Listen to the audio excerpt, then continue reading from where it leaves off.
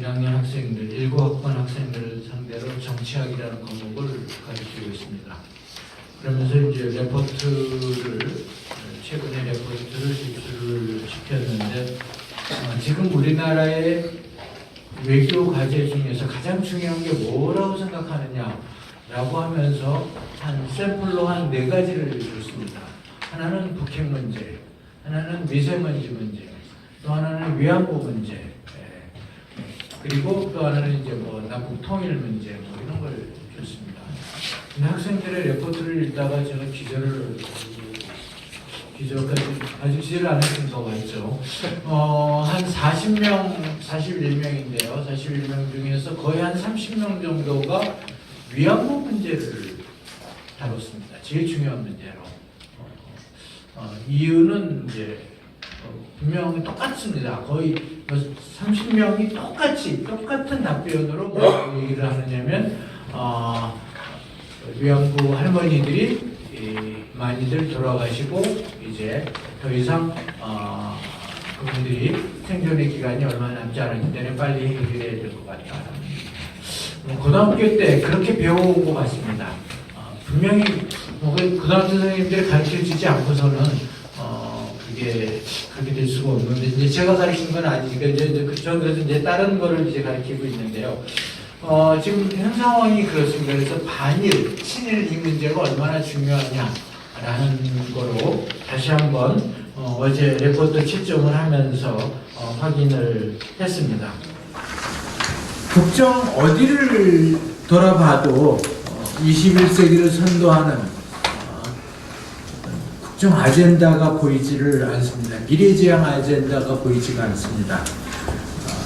오직 뭐 적폐, 투쟁, 뭐 관제, 반일 뭐 이런 얘기들만 온통 있습니다. 이게 우리만 거꾸로 가는 것 아니냐라는 그런 두려움에 휩싸여 있습니다. 지난 문재인 정부 2년 넘게 우리만 이러고 있는 것 아니냐라는 그런 생각입니다.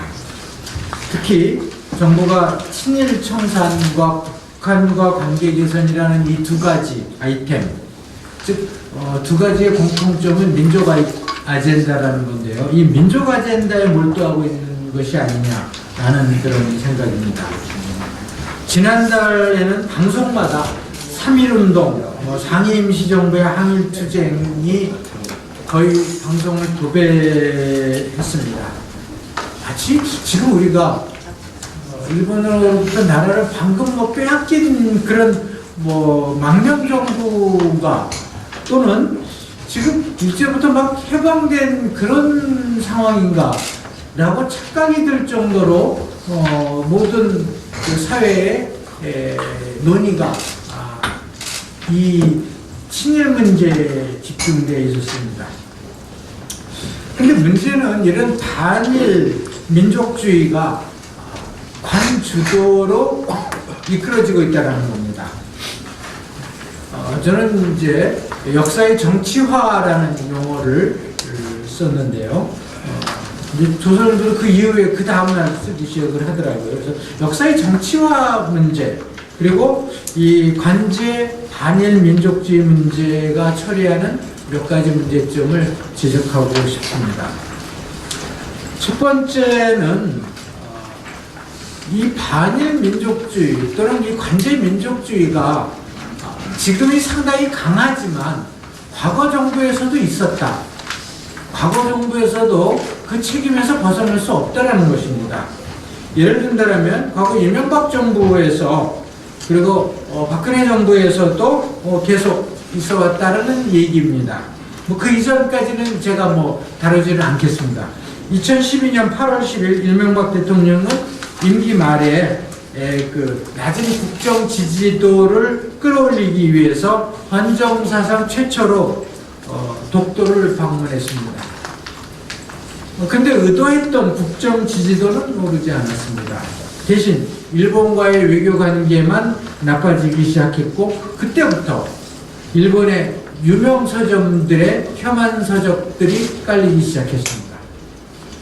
일본 학자들도, 그러니까 한국에서 일본을 연구하는 학자들도 그때를 분기점으로 보고 있습니다. 박근혜 대통령 역시 이 취임 초기부터 과거사 문제로 일본의 그 더 강도 높은 사과를 요구하면서 2년씩이나 일본과의 외교관계 진행을 멈추셨습니다. 그리고 다 아시는 것처럼 외교적으로 중국에 경도되었습니다. 그러나 그 결과는, 중국으로부터 돌아온 그 결과는 외교적으로 유치하기 짝이 없는 사드 보복이었습니다. 그랬을 때 저희는 박정희 총기부터 많은 분들이 얘기했었습니다. 박정희 대통령 주변에서 일본 문제를 그대로 두셔서는 안 된다. 결국은 미국이 나섰고 한일이 다시 협상을 하기 시작을 했고 3년 만에 풀렸습니다. 그런데 이것은 이러한 대일 외교의 실패라는 문제는 민족 감성을 국익 위에다가 놓았던 그런 때문이 아닌가. 즉 관제 반일 민족주의가 결과한 외교적 실패라는 것이, 이것이 결국은 국가의 안위까지 흔들었던 그런 시기였다라는 겁니다. 문재인 정부에 들어와서는 뭐 구구절절 얘기할 것 없이 가장 최근 3.1절 경축사에서 이제 빨갱이 논쟁이 붙었습니다. 문제는 빨갱이라는 용어를 일본이 만들었으니까 이것도 친일의 잔재다. 그리고 그 사용을 보수 세력이 했기 때문에 보수 세력도 책임이 있다. 그래서 친일과 보수 세력 둘 다를 한 번에 두 세력을 몰아내는, 즉 두 세력의 적폐 세력으로 두 세력을 모두 잡아내는 그러한 그 작전으로 나왔습니다. 이에 대해서 역사학자이신 김동길 교수께서는 일제시대에는 빨갱이라는 용어가 사용되지 않았었다 라고 사실관계를 부인하셨습니다. 역사적으로 6.25 전쟁 때부터 사용됐던 것이다. 그 역사적 부정확성을 지적하셨습니다. 두 번째, 고려대 최장집 교수께서는 이건 관제민족주의의 모습이다. 이 친일 잔재와 보수를 연결시켜서 이것이 무슨 중국에서 벌어졌던 문혁과 같은 문화투쟁 같아 보인다. 좋지 않다라고 얘기하셨습니다.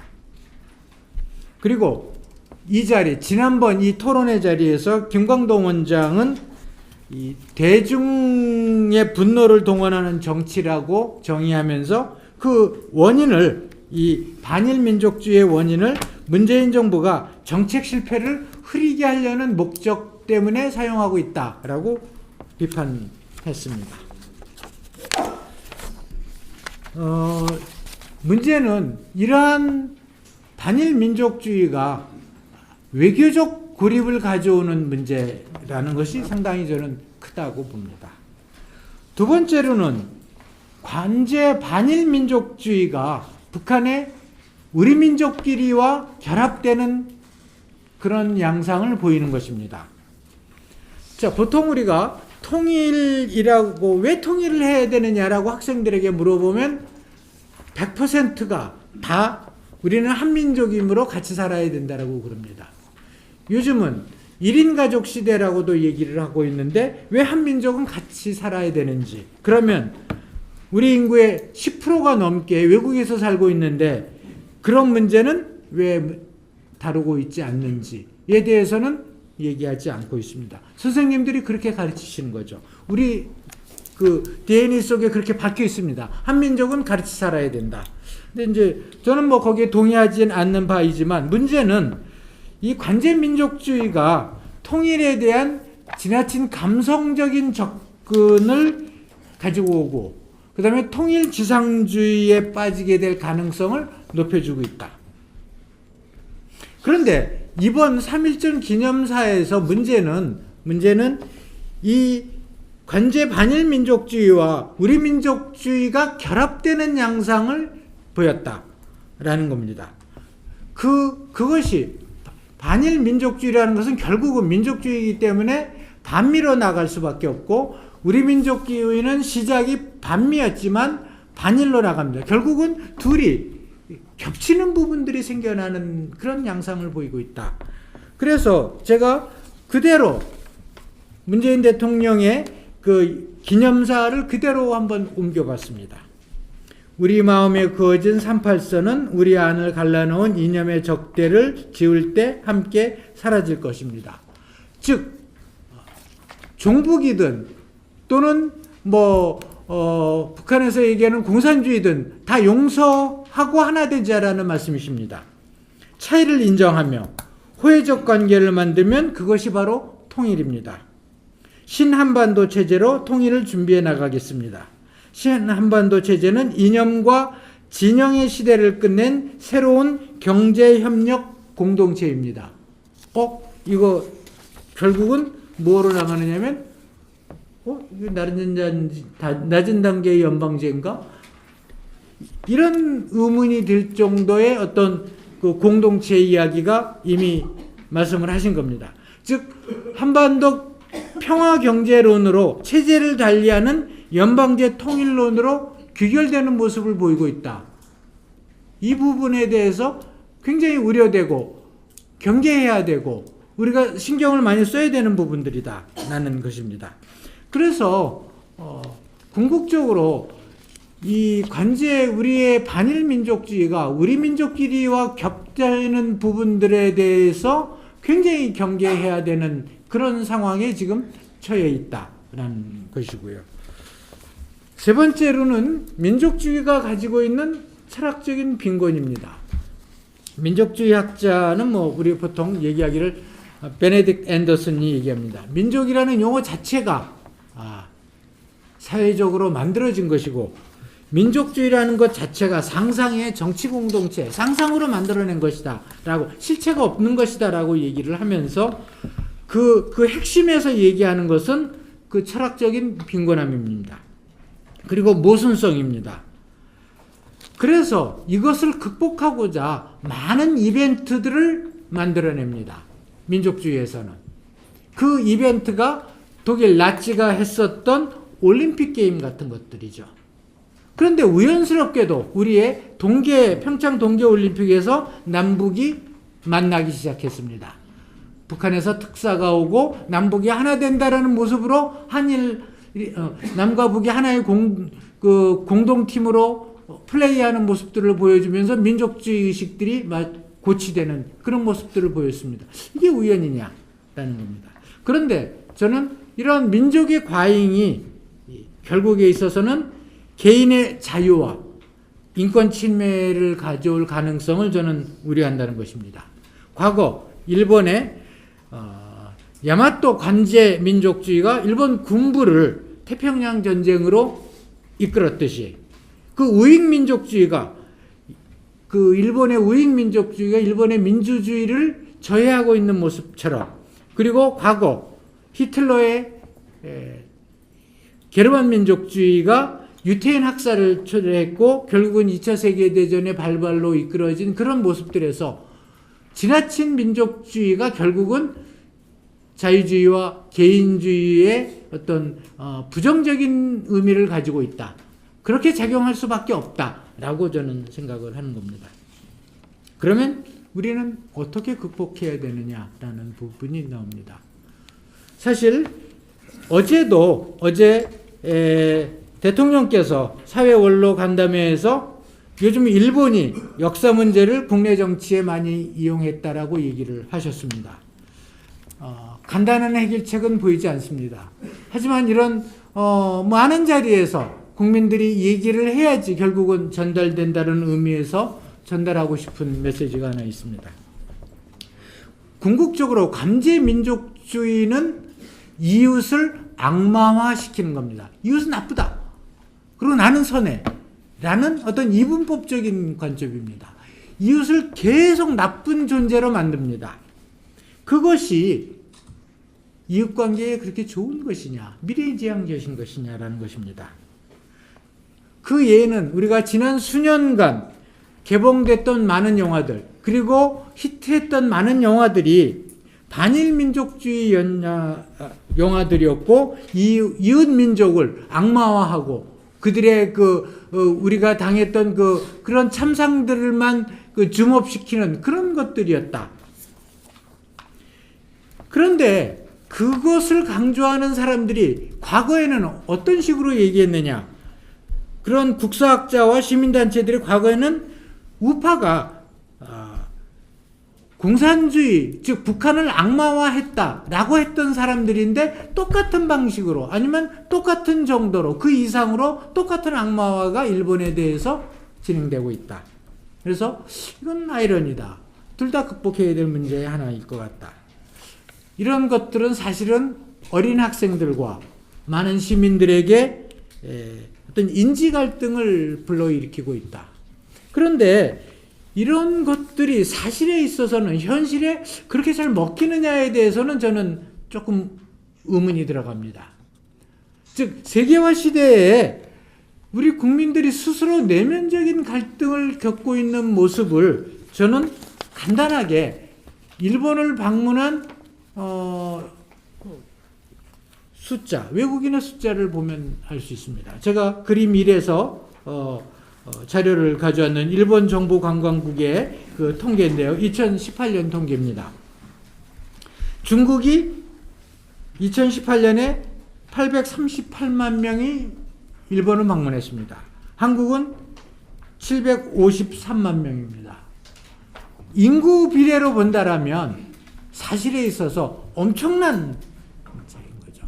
14억의 인구와 5,500만은 다르니까요. 그래서 인구 대비로 보면 전 세계에서 이웃을 가장 많이 가는 나라의 하나다. 그리고 우리가 이 주변에서도 그렇고 많은 음식점들을 보면 우리들이 일본 라면이나 또는 이자카야들은 보면은 우리 생활의 일부가 되어 있다. 그냥 우리의 음식으로 보여지고 있는 그런 현상까지 보이고 있고 그 집들의 그런 가게들의 그 상호를 일본말로 대놓고 쓰고 있습니다. 그게 장사가 되는 것처럼 그분들이 장사가 되니까 그렇게 하겠죠. 즉 제가 소녀상에 아랑곳하지 않고 대놓고 일본말로 간판을 쓰고 있다.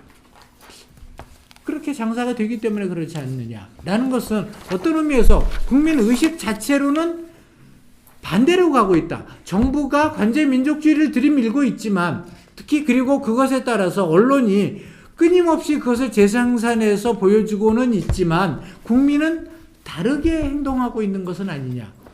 이것이 어떤 이중성을 보이고 있다라는 의미입니다. 그래서 저는 이 부분이 관제 부분만 상당히 줄어든다라면 관계 회복에 있어서 충분히 좋은 결과를 낼 수도 있는 부분들이다.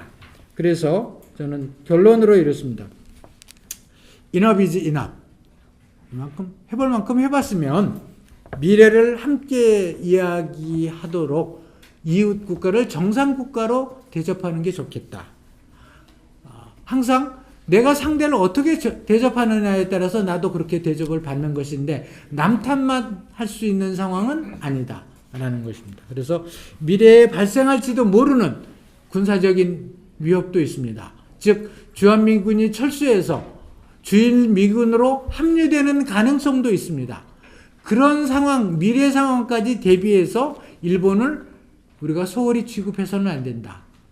그리고 외교관계, 그리고 군사, 경제면에 있어서, 경제면도 사실에 있어서는 여기 적어놨지만 지난 10여 년 이상 동안 그 3위의 무역대국은 한 번도 변한 적이 없습니다. 경제적으로도 국권이 유지가 되고 있다. 단지 정권 차원에서 만들고 있는 관제민족주의만 문제가 되는 것이다라는 것입니다. 그래서 이쯤에서 충분히 해봤으니까 국민이 반대로 나가고 있으니까 정치적 이용을 좀 멈출 필요가 있다. 그리고 한국도 그리고 일본도 모두 미래를 위해서 역사의 정치화를 이쯤에서 멈추자라는 제안을 하는 바입니다. 고맙습니다. 네.